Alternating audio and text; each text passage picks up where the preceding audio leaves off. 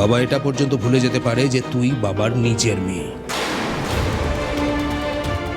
জানি সেটা তোর বিশ্বাস হবে না, কারণ বাবার সেই রূপটা তুই কোনোদিন দেখিসনি, কিন্তু আমরা দেখেছি। আমার কথা বিশ্বাস না হয় ছোটদাকে জিজ্ঞেস কর। কি রে সৈকত, বল। সেই রূপ যদি ওকে দেখতে হয় না, সহ্য করতে পারবি না, সব তেজ বেরিয়ে যাবে তোর। ভগবানের কাছে প্রার্থনা কর সেই রূপ যেন তোকে কোনোদিন দেখতেই না হয়। ও একদম ঠিক বলেছে, সহ্য করতে পারবি না রে। বাবা এখানে অনেক কিছু করেছে, অনেক লড়াই করেছে, অনেক গুন্ডামি, আরো অনেক কিছু করেছে। তার ফলে আজকে বিশ্বনাথ দেব রায় এমন একটা মানুষ যাকে গোটা কুলটির প্রত্যেকটা মানুষ ছোট থেকে বড় সবাই সালাম করে চলে। সেই বিশ্বনাথ দেব রায়ের মান সম্মান ধুলোয় মিশিয়ে দিয়ে তুই এখান থেকে পালিয়ে চলে যাবি, সেটা হবে না। ছাড়ো না এসব কথা, ছাড়ো। মেয়েটা তো যাচ্ছে, বলো। এইসব কথা এখন আলোচনা করার কি দরকার বলো তো? দরকার আছে শ্রেয়া, দরকার আছে।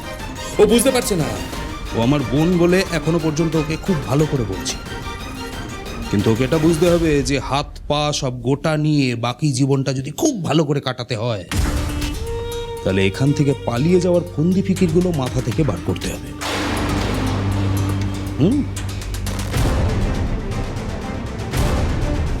অনেক সময় হয়ে গেছে, যা। পরমা, তুমিও চলো। হ্যাঁ হ্যাঁ, যাবো তো বটেই।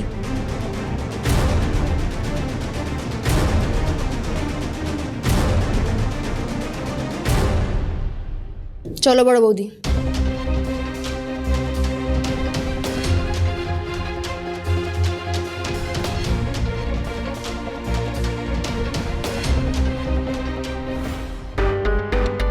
বারবার একই কথা কেন বলে যাচ্ছ অকারণে?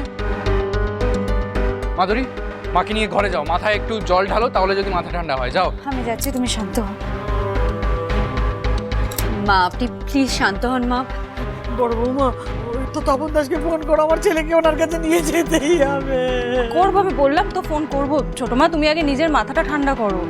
তুমি নিজে শান্ত না হলে আমরা কি ডিসিশন নেবো, কি করে ডিসিশন নেবো বলো তো? চলো ভেতরে চলো। এসো এসো, ফোন করো, ওকে নিয়ে যেতেই হবে, একবার জানাতেই হবে। নিশ্চয়ই নিশ্চয়ই নিয়ে যাবো। আর এই হয়েছে, রিতমটাই বা ফোন ধরছে না কেন? শ্বশুরবাড়িতে গিয়ে কি বউকে নিয়ে এতটাই মশগুল হয়ে গেল যে ফোনটা শুনতেই পাচ্ছে না? ও যা অবস্থা না, যতক্ষণ না ছেলের খবর পাচ্ছে ততক্ষণ পর্যন্ত পাগল করে ছাড়বে আমাদের। মা, আরে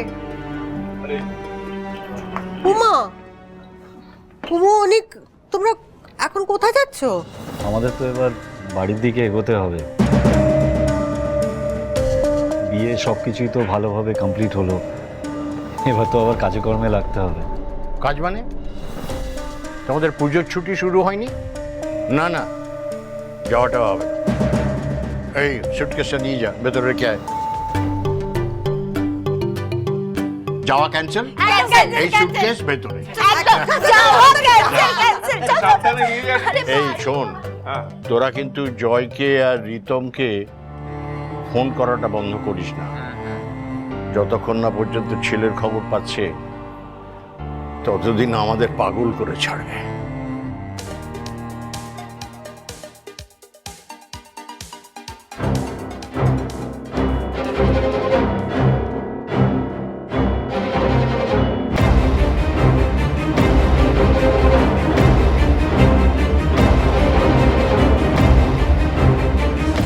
তুই এদিকে আয়।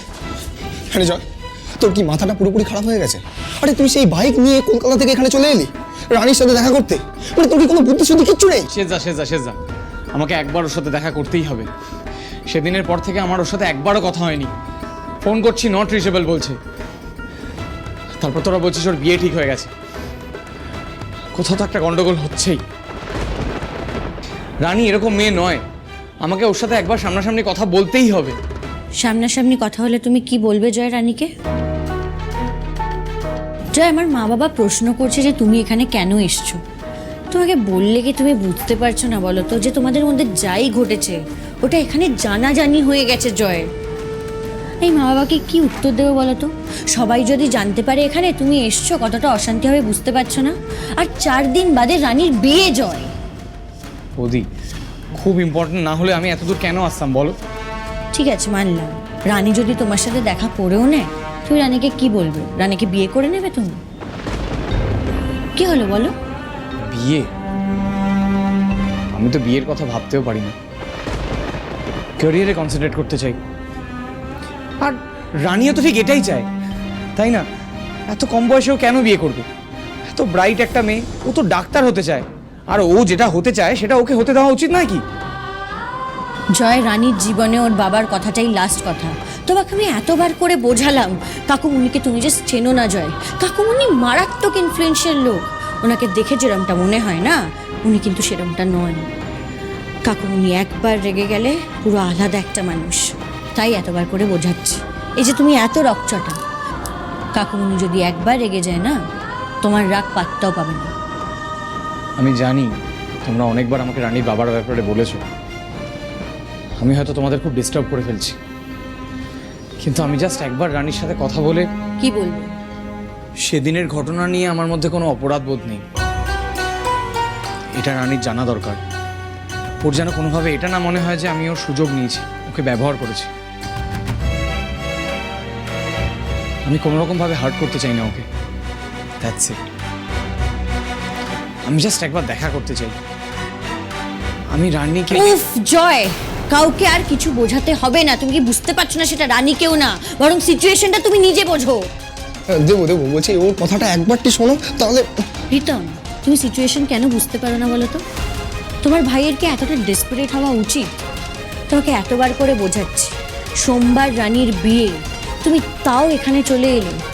জয় প্লিজ, তুমি তোমার নিজের পথে যাও আর রানীকে নিজের পথে চলতে দাও। প্লিজ এরকমটা আর করো না। নেহাত তুমি রাতে এসছো, তাহলে যদি জানাজানি হতো কি হতো বলো তো?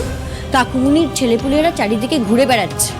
একবার যদি জানতে পারে না যে তুমি এখানে এসছো, রানীর সঙ্গে দেখা করতে চাইছো, তুলকালাম হয়ে যাবে, রক্ষে থাকবে না আর। তাই ভোর হওয়ার আগে খাওয়া দাওয়া করে প্লিজ রওনা দাও। আর তাছাড়া বাড়িতেও তো একটা খবর দিতে হবে। হ্যাঁ, কনস্ট্যান্ট বাড়ি থেকে ফোন আসছে যে জয় কোথায়। জানিস তুই বাড়িতে কিছু কাউকে না বলে বেরিয়ে এসেছিস, তার জন্য কত ঝামেলা হয়েছে। কাকিমুনির কি অবস্থা, অসুস্থ হয়ে পড়েছে, ডাক্তার হতে পারে। তাহলে আমি এত দূর এত ঝামেলা করে এলাম, একবার দেখা করবো না?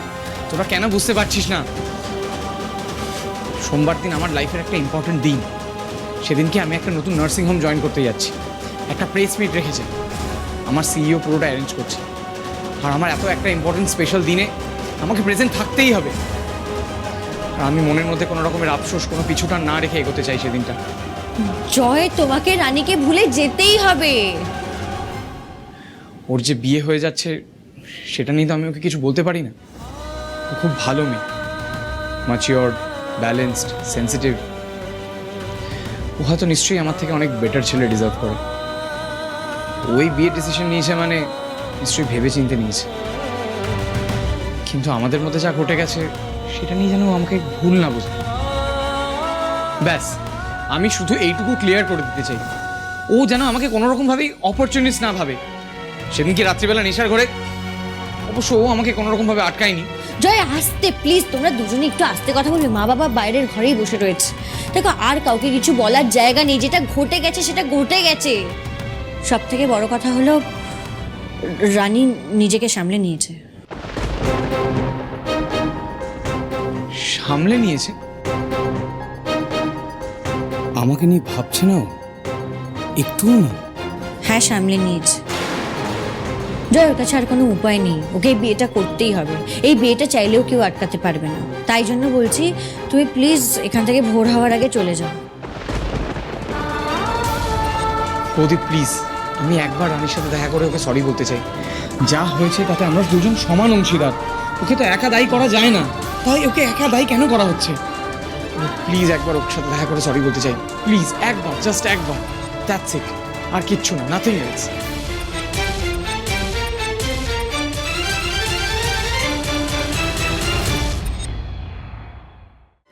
শোনো না, তোমার ফোনটা আমাকে একবার দেবে প্লিজ?